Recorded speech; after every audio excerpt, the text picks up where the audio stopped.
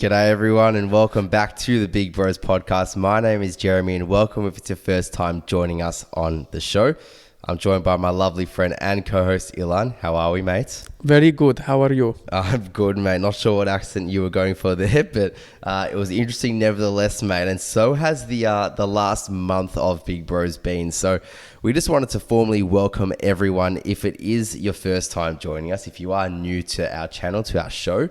And you very well might be because it has been a very big, hectic past month for us here in the best way possible. We've had some really awesome guests. So if you haven't checked out our recent episodes with Anabolic Gabe, with Clint Stanaway, Af Lokatui on, as well as Catherine Lyle. So it's been a big month of Big Bros. So welcome.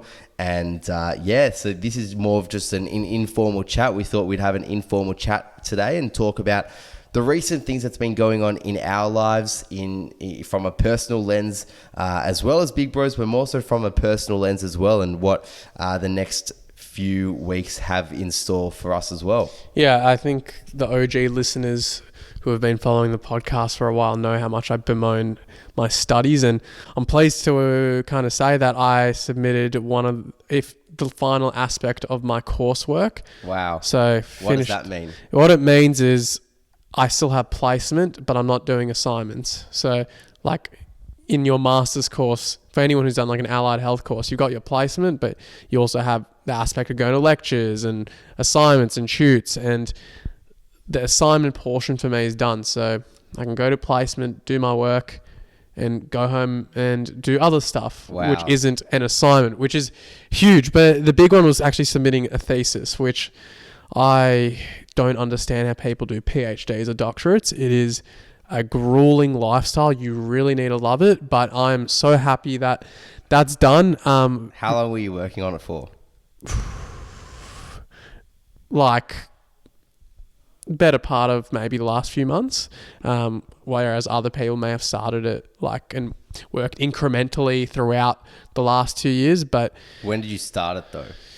I don't know, man. It's a good question. I think I probably started it sometime last year, but then didn't revisit it until like July this year. And look, it wasn't the biggest thing that took up my energy. I think there was a little element of like P's do get degrees just to get me through that last little while, but hopefully it's more than just a pass, but we'll see what happens. It is feeling good, but that's kind of one aspect for me. So we're recording this 2 days after I submitted it, so everything's still just like sinking in a little bit. I've been unwell though the last week. I think there's just been a common cold that's been going around, and I think you had it yesterday. How are you feeling? Yeah, well, you can probably hear I'm a little bit nasally as well. So, yeah, I think it has been going around, and I don't know if it's down to the changes in Melbourne weather and the very bipolar nature of Melbourne weather. But yeah, look, it has been going around, but there's no time for getting sick. There's no time for having a cold because life doesn't stop, right? And you got to keep on going, and that's what we've learned. So, I mean, like you've said, you've had your thesis, which you've just submitted, and all your final coursework. So there's no time for being sick. You got to get all that shit done, which you have done, and you're probably better for it. And it's probably a little bit of a bodily reaction as well, isn't it? So just now you can decompress, and you probably will feel a lot healthier now in the next coming weeks, because it's all done. But I would challenge as well, give yourself that time to rest, because I was unwell on like Tuesday, and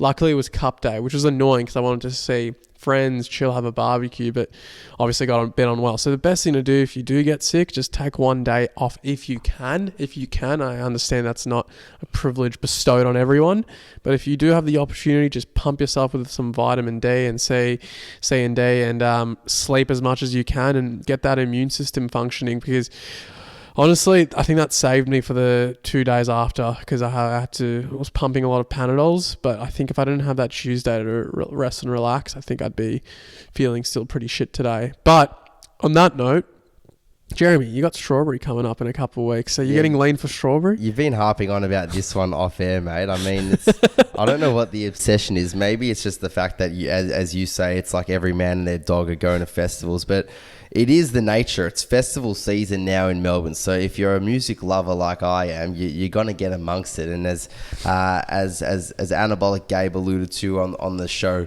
as well last week, he put out a recent episode about, or a recent YouTube video rather, about how to get shredded for strawberry, how to get shredded and lose that little bit of stubborn fat for your upcoming festival season. So it's very much been at the forefront of a lot of our minds. And you know what?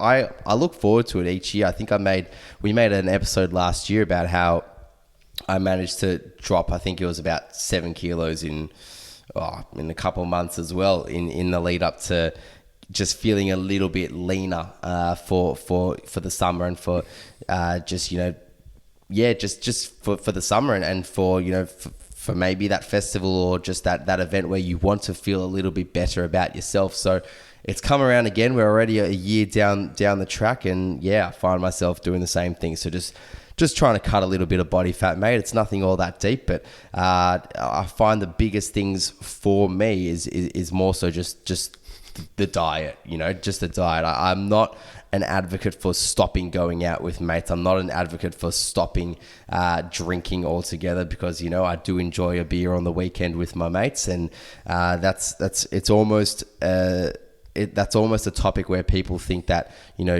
alcohol is the devil and having a beer is the devil. And that's one thing that we've always promoted against on this show, is how you can still do the things you want to do whilst still doing the things you enjoy and striving towards your goals. So I've never been one to just say stop drinking a beer altogether and you're less of a human if you do drink beers.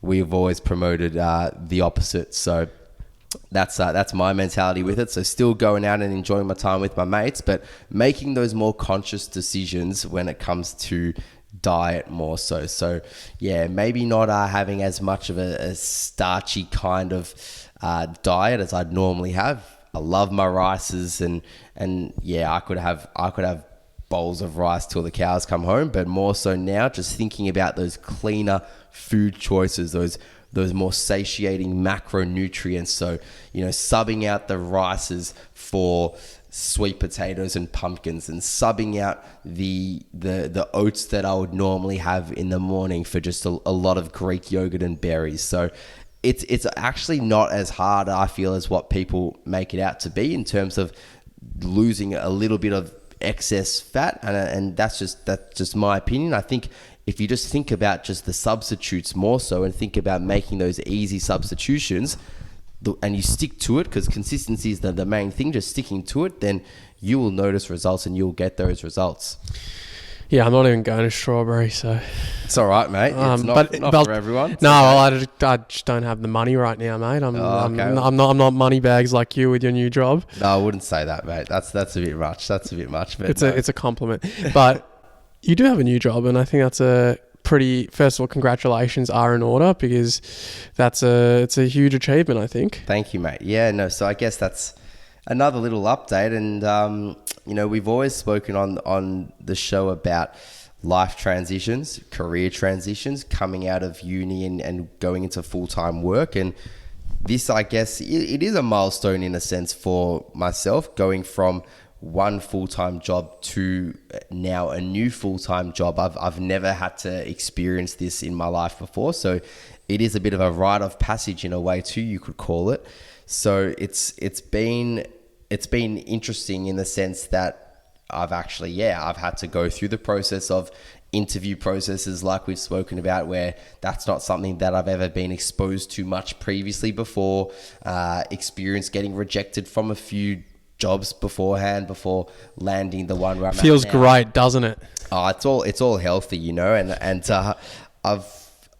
we regret to inform you. Oh yeah, the way that they word it, but look, honestly, I've landed myself in a new physiotherapy clinic, a new private practice, after being at my previous one for 2 years full time and 4 years beforehand as a receptionist. So it's been good to get that change of scenery, and I'm absolutely loving it. It's been a couple of weeks into working full time in this new environment, and I've learned very quickly that your team culture is massive, and that is a cliche, but it's a cliche because it's true.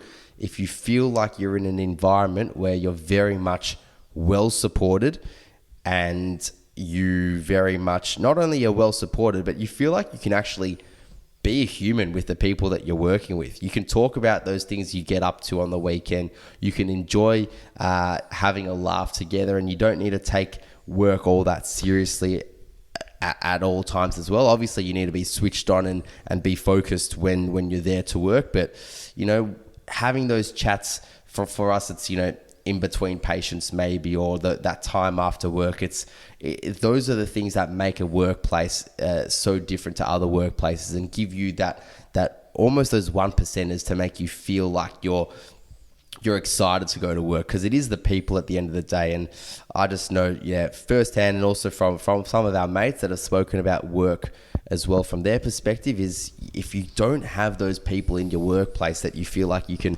have a good laugh with, that you can relate to, you can feel really isolated, and you can feel pretty alone at work. So it's really imperative to have that. So that's definitely the biggest thing one of the biggest things I've noticed first, is just that team culture and why it's so important. And it's not to say you didn't have that team culture in your previous job, but it's just something that's kind of been illuminated to you upon your first week of working at this new gig. Yeah, exactly. It has been illuminated, and exactly right. I had great culture at my previous job as well, but I was kind of just, I feel like, looking for a little bit of a difference in a way, and I think that's normal in Korea.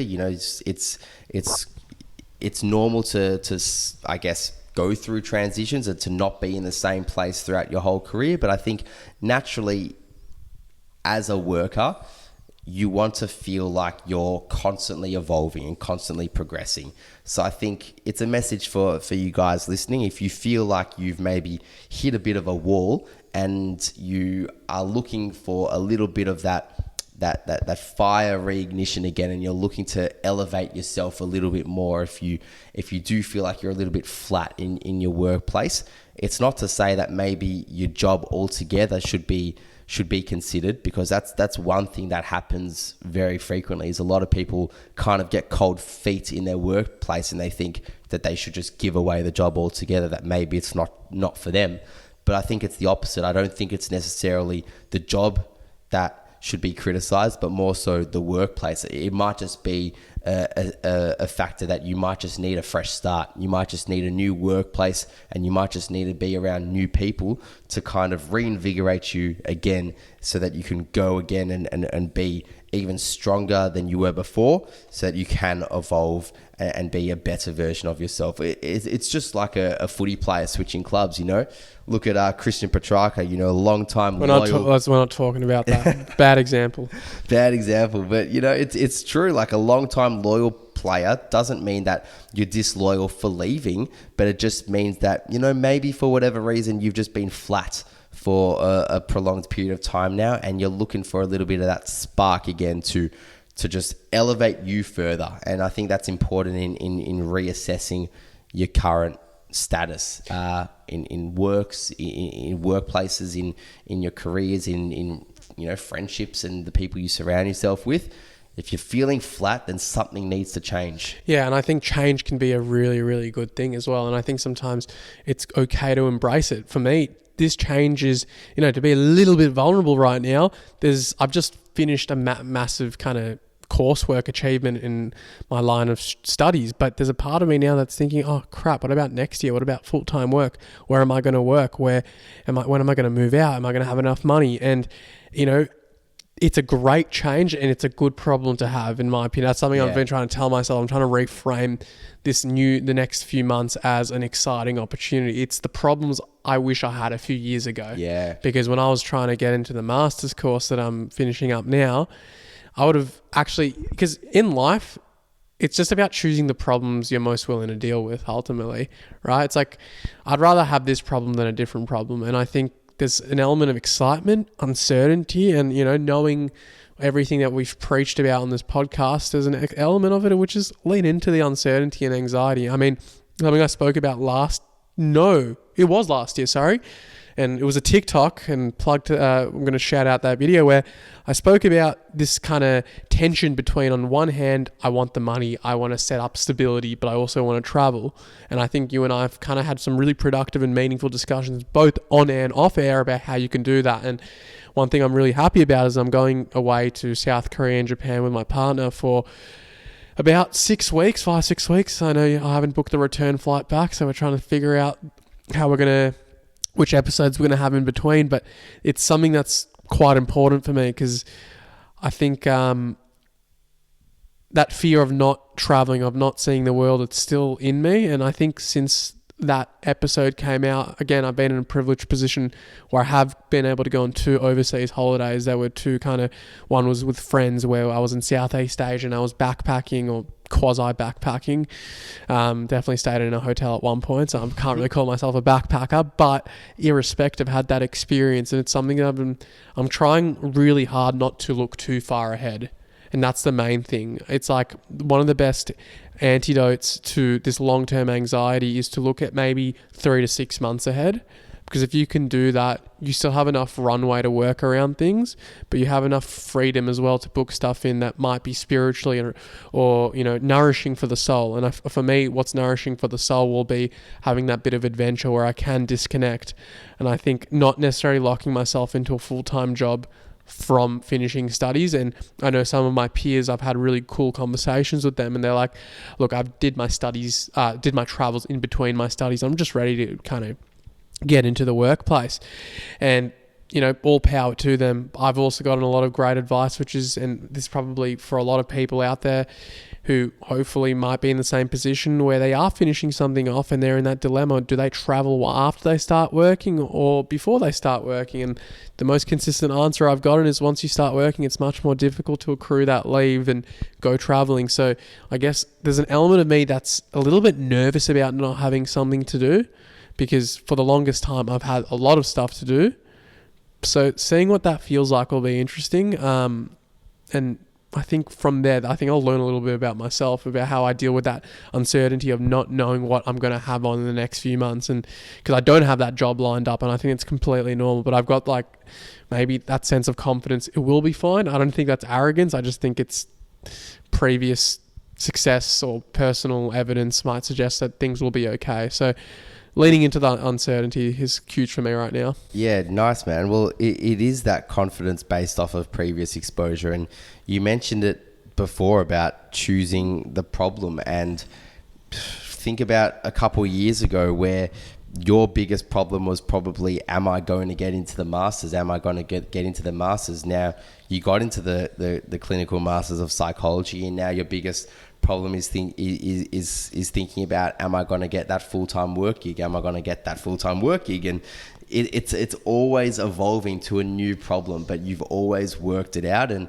it always pans out the way it's meant to. And that isn't just blindly talking, but it's talking based off of previous exposures, like what you've mentioned there. You've always been able to work it out. And same thing with your travels. You set that goal to be able to see a bit more of the world. You've been so open about that on the podcast, about almost regretting not seeing as much as what you'd like to, but now you're doing that. You're being proactive, and the time has come where you can do that. Rather than just jumping into a full-time work gig post your studies, you're going to reserve a little bit of that time for travel. So that problem almost always demands the action to nip that problem in the bud and to almost quench that problem, which is what you're doing there. And I guess I experienced, that similar thing with, I guess, just the transition of work. It's such a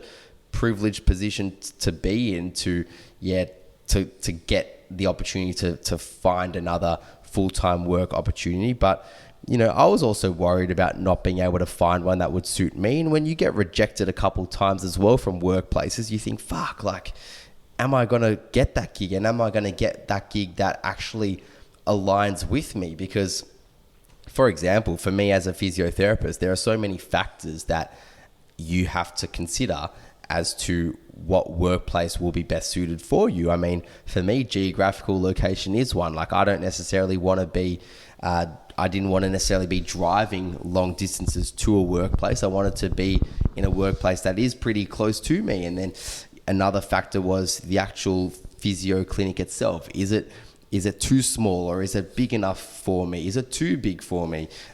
Do the certain qualities and characteristics of it align with what I want to be as a physio? Will I see myself flourishing in that type of environment? So once you narrow all of those factors down, and then you actually assess, okay, which opportunities are available to me that I can apply for, you're honestly not met with many. You're not left with many options to then go and apply for. Can I ask you a question? Yeah. How did sitting with that rejection feel for you?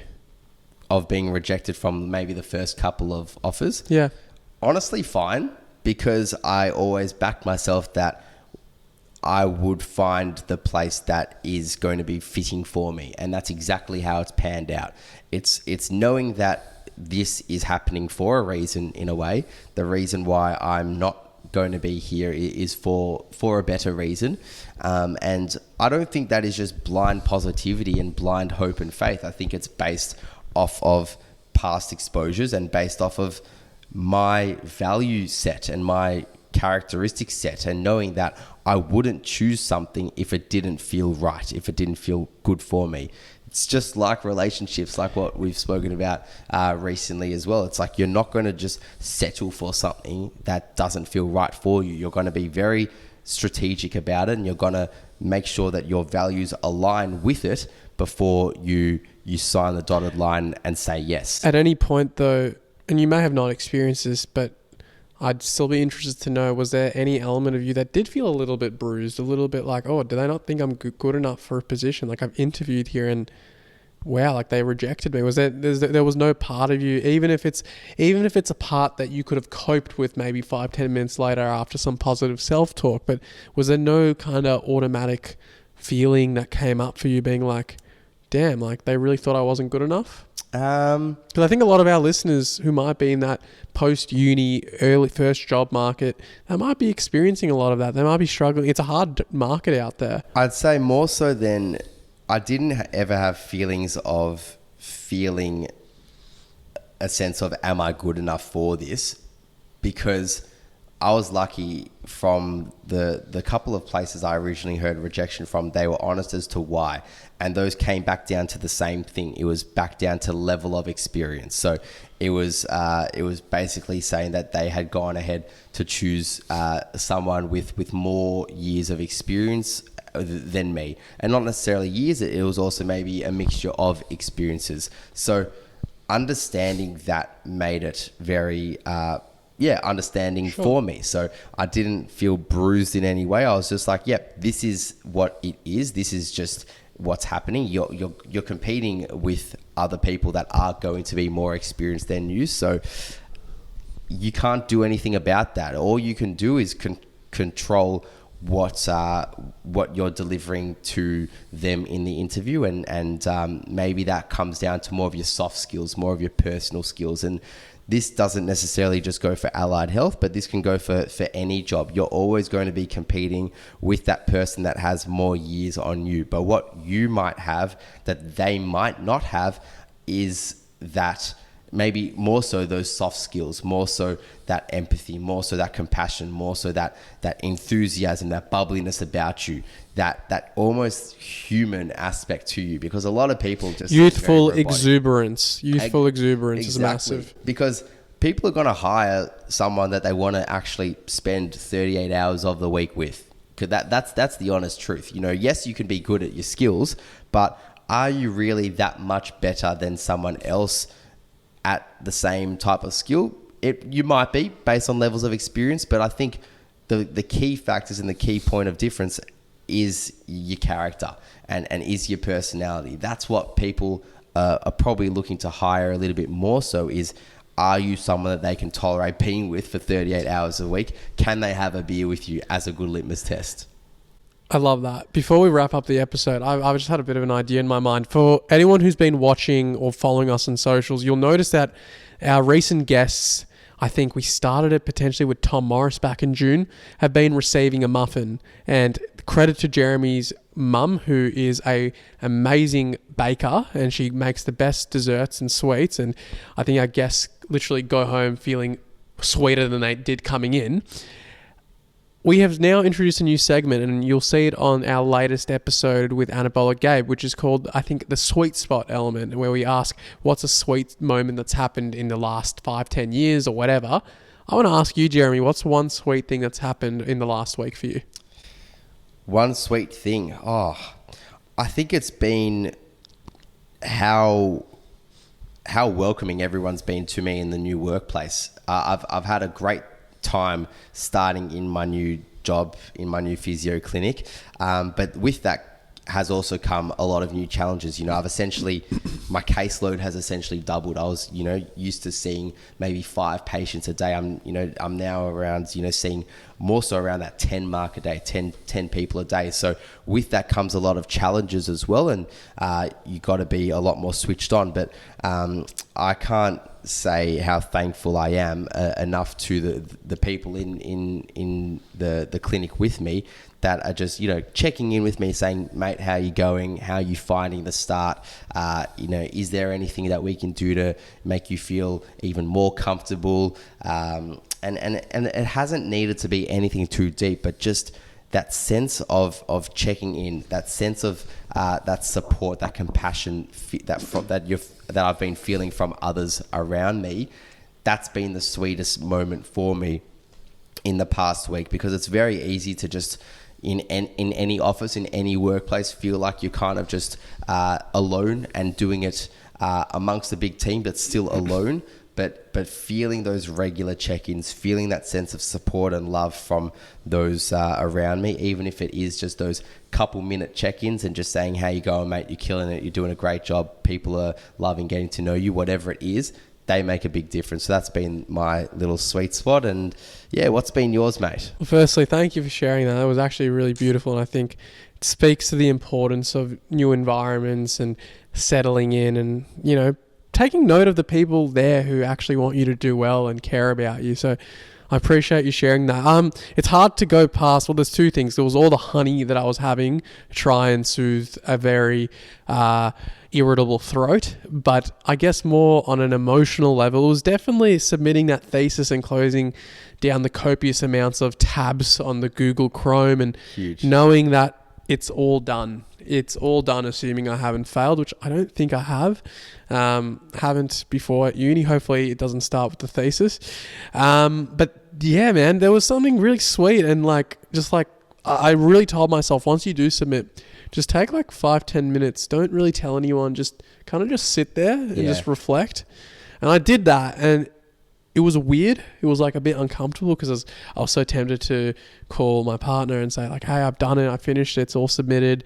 And I just waited there for about 5-10 minutes and just to really feel what does it mean? What does it feel like for me? Where is it coming up for me that I finished this? And the overwhelming feeling was relief. But it felt sweet. Yeah. And I think that's the best way to put it, truthfully. And obviously after I kind of shared the good news with my closest, including yourself. And I think that's something I learned about certain sweet moments. When something good happens to you, you might have this really big urge to tell people. And that's great. That's fantastic. And you should tell them. But take a minute to see maybe if you can.